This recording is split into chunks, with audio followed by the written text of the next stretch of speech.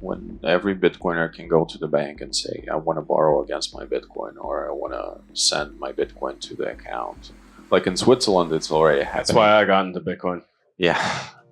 I know it's controversial, but I mean, it's a curve. We cannot avoid that. Like in Switzerland, if you go in Zurich, for example, from the central station, there will be a huge banner by the cantonal bank of Zurich saying, you got Bitcoin, come to us, open an account. We can lend you money. We can give you credit cards. We're not afraid of that.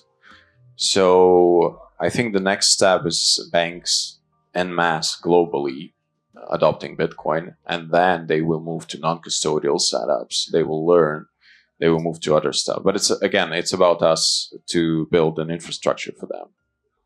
Non-custodial for them, but custodial for me. Why?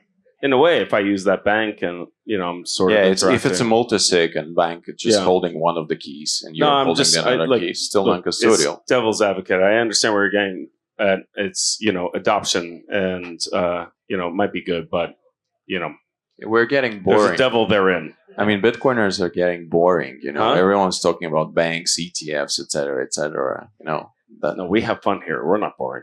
Let's go. Well, I was going to say, I think that where you'll see the next wave of adoption is really, it's harder to see it in the US or Western Europe where things function pretty well with your money. And, you could disintermediate a Visa or MasterCard and, knock their fees down. And that's great for consumers and what have you.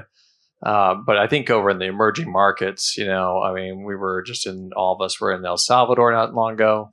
I think, making these hot wallets easy to use. We went to Bitcoin Beach and, you can, buy things with your Lightning and, it works. They use it.